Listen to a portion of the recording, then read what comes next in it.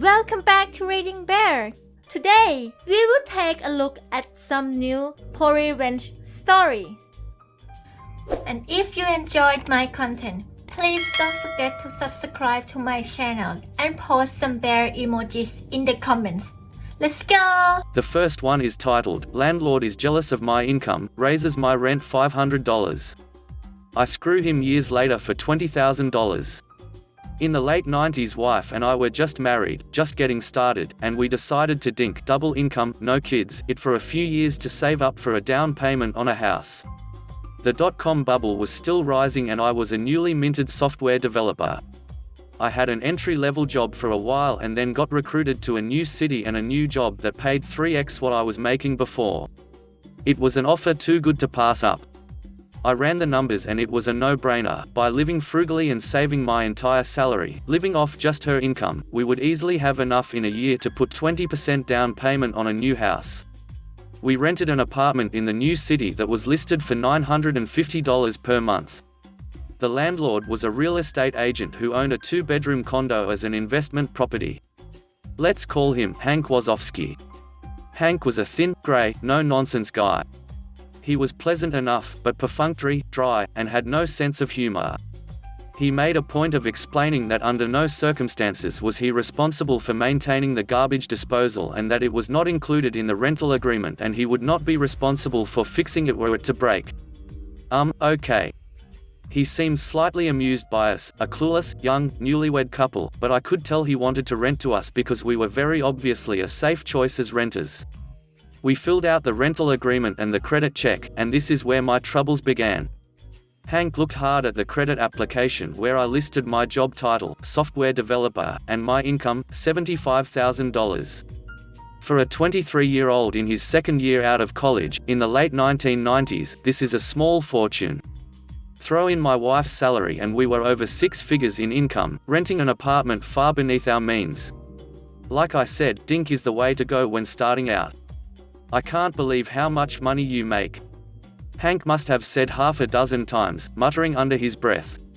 I explained we were saving to buy a house and that we were only going to stay in the apartment a year. We might stay a few months after the term is over. Would month to month be okay after a year? Hank assured us that would be fine. We saw Hank only once during the year and he again mentioned my salary and how he couldn't believe that's what software developers were making.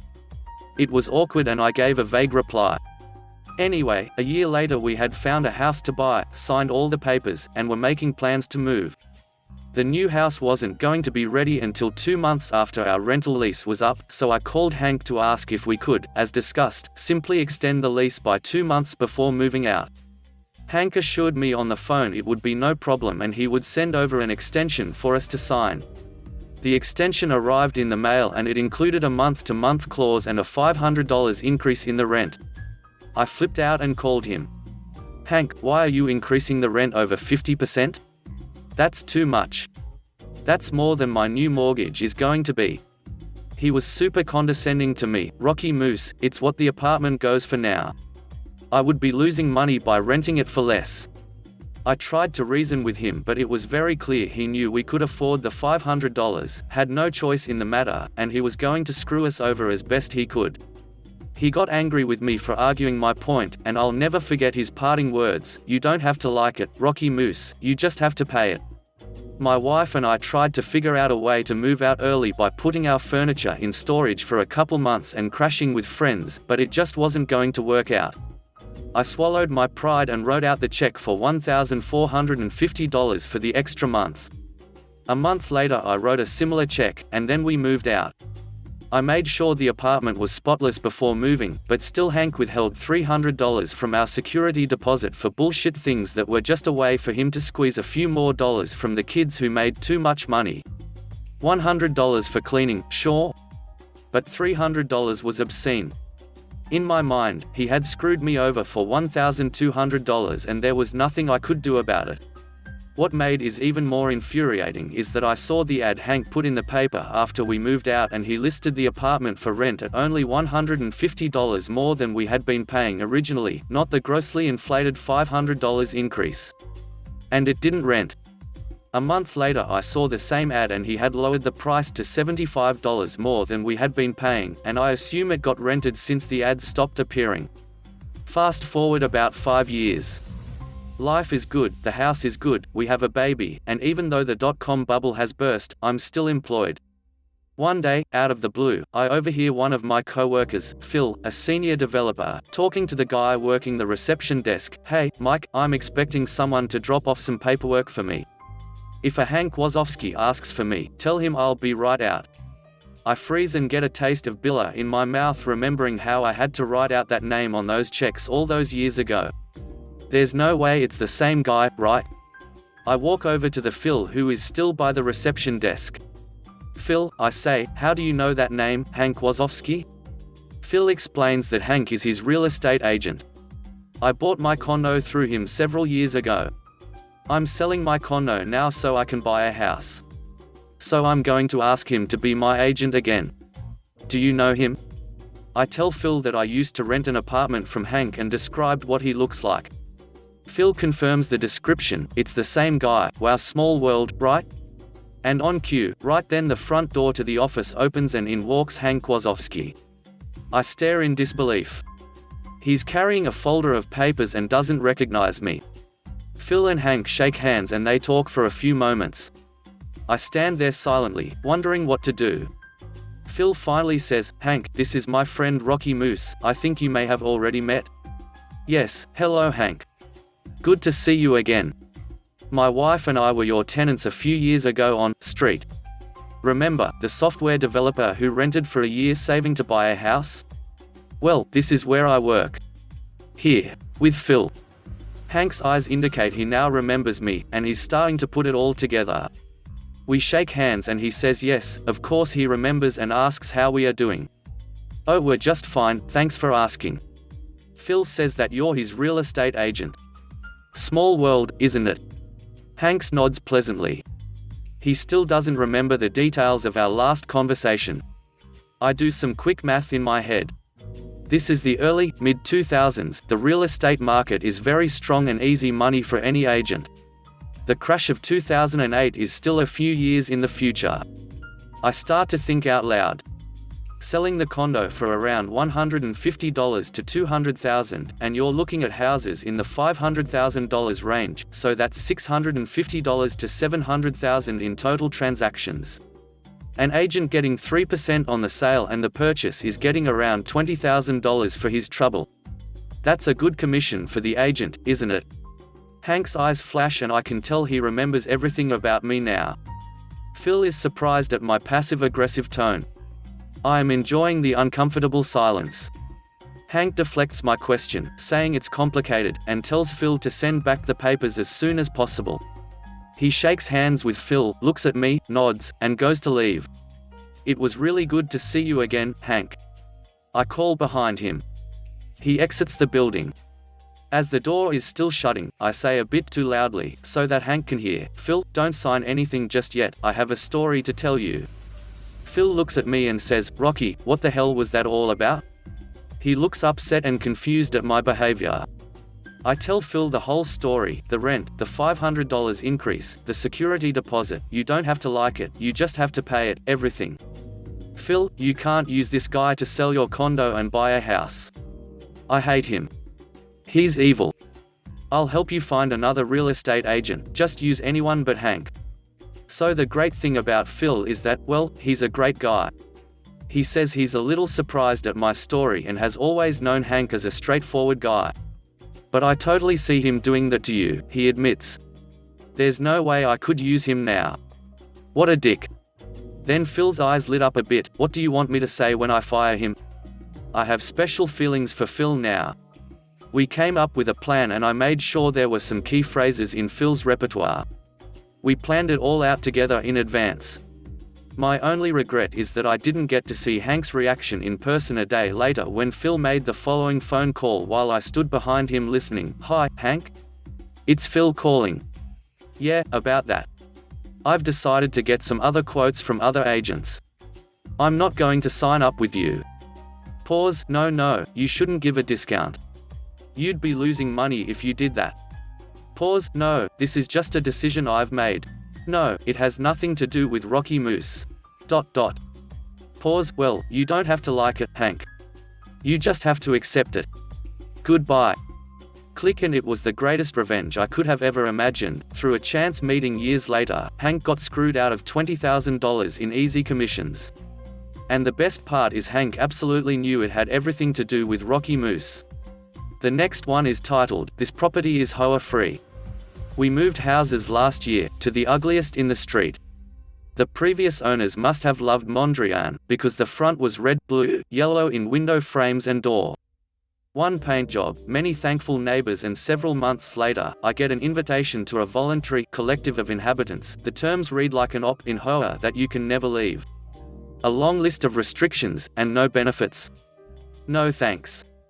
Random home improvements continue, the backyard gets remodeled, some overgrown trees get cut down, free firewood for the barbecue, etc. etc. Then I get a letter from the city. Apparently, I cut down a tree without a permit and they're sending someone to assess the damage.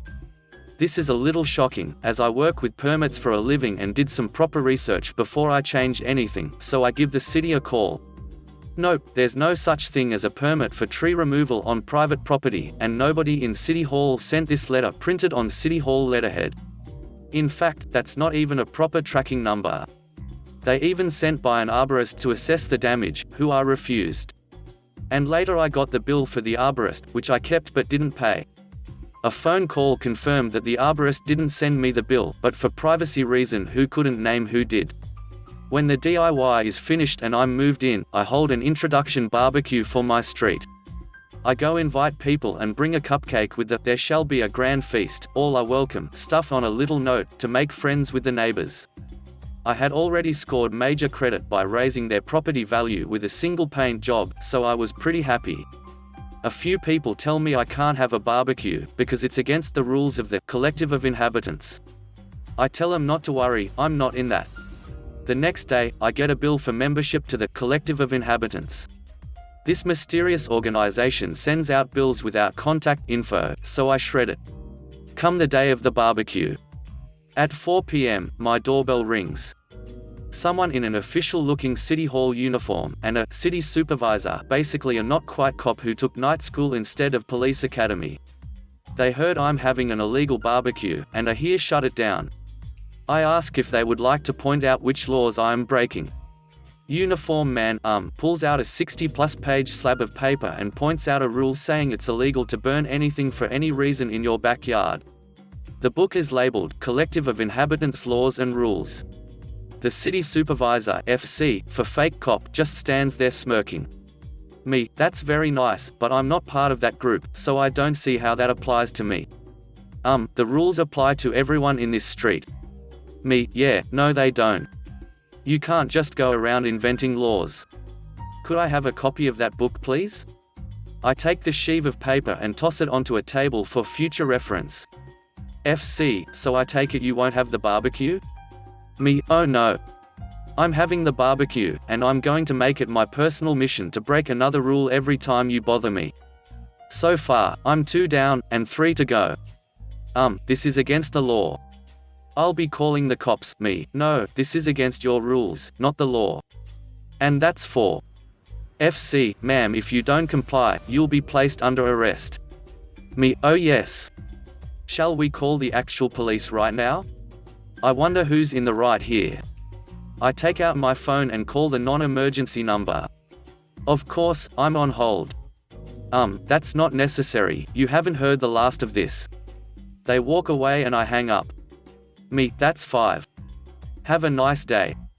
The neighbors start showing up, and point out that's the president of the collective, and jokingly ask which heinous crimes I committed. I tell them I did nothing wrong because I'm not in the group. That's when my introductory barbecue turned into a torrent of complaints about the collective. So, during my Hello Neighbors barbecue, I got to hear all the horror stories. Leave your trash can at the street after 8 a.m? Get a fine. Put it out before 10 p.m? Fined. Have a barbecue? Fined. Paint your house late? Fined. The list went on. For 6 hours people did nothing but bitch about the COI, noting that none of the active members were present at this highly illegal party. As it turns out, my house was the only one in the street not in the Koi, and I had 2 other bastions of freedom in the next street. Well, I had just moved in, and I owed the Koi another 4 infractions, so I was open to suggestions. 3 of my neighbors were extremely fed up, and seized on this opportunity, perfectly willing to inconvenience themselves to be a-holes to the Koi. It turns out this bullshit had been going for about 6 years. So here's a little tally of actions, none quite pro-revenge till the end. 1 trash can is to be placed by the curb no sooner than 10 p.m. and removed no later 8 a.m. Suddenly, I gained 17 trash cans, which I graciously allowed the other people to use, and even keep near their houses for convenience. However, should someone accidentally leave my trash can at the pickup point, nobody can be fined. 3 infractions to go. 2 Due to terrible wording, it is not allowed for Koi members to organize a party outside after 9 p.m. I was suddenly extremely outgoing. I organized at least 1 party every other week, going so far as to use other people's backyards for them. Being a terrible host, I wasn't present for most of the parties I organized. 2 infractions to go. 3 I suddenly became a pet owned. After one of the neighbors was told dogs are not allowed to weigh over 10 kilograms, I became the proud owner, that is to say, the dogs still belonged to him in every way, except for the Koi, of a Great Dane. I really only saw the dog when its caretaker took him on walks, but still. 1 infraction to go, it had to be a good one for I get a call from a debt collection agency. I failed to pay my Koi bill on time. I had to pay some tiny amount, plus a big fine. I tell them that if they can provide me with proof of a contract, I'll gladly pay. They promised to get back to me. 2 infractions to go. 5 Since all major garden work had to be done contracted to a registered gardener, my husband started a one-man gardening business. Since registered wasn't defined anywhere, we opted for a €12 entry in the phone book. Yes, they still exist. Business was lousy though, he only ever took jobs that landed him 0 profit. Even though the subcontracted labor wasn't profitable, he always managed to find local workers willing to take the job. Generally they lived in the very house where the work was to take place. Talk about good management. 1 infraction left to go. 6 Debt collection agency sends me a letter with a copy of a contract signed by me. Well, signed by someone who used my husband's last name and my first letter, which is rather odd, since I never took his last name. I was about to rip it up when I realized that forging a signature is an actual crime. Hooray! I call the debt collection agency, explain that that's not my signature, email them my real signature, and they drop it after some back and forth and another in-person visit. Now, unfortunately, I'm not a lawyer. Fortunately, one of my new neighbors is, and he was extremely motivated. So, with charges of fraud, harassment and a slew of others, we went to court. It took all of 10 minutes after reading the evidence. Basically, we had a good case because we had a lawyer, and the board of the Koi, who was defended by the president, a professional manicurist, went, "Look at the rules she broke. There's this rule, and this one, to which the judge simply replied, but you forged her signature. She's not a member. But she broke so many rules. Repeat twice more and bang the gavel." The Koi was fined a pittance, and ordered to pay a ton of damages to me and one other non-member. Of course, since this wasn't actually a hoa, they didn't have much, and were thus forced to disband, with the unfortunately small fine falling to the board members.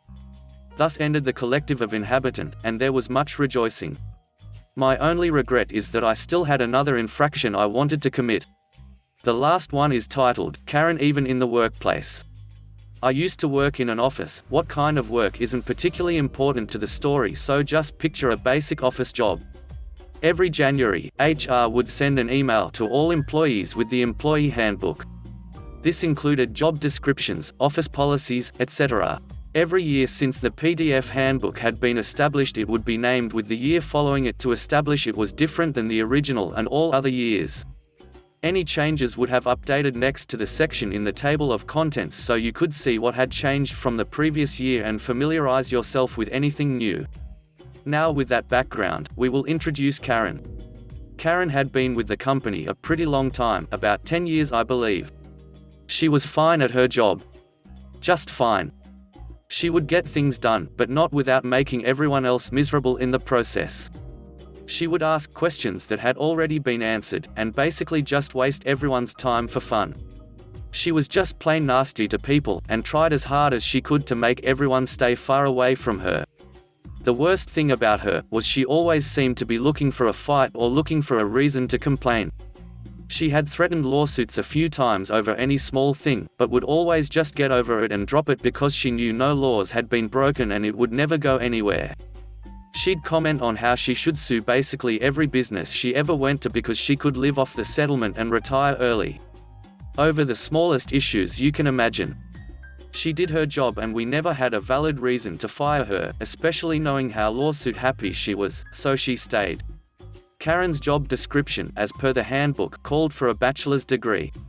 Karen did not have a bachelor's degree, but had been hired prior to that being a requirement, so she was grandfathered in. One day, a position above hers became open.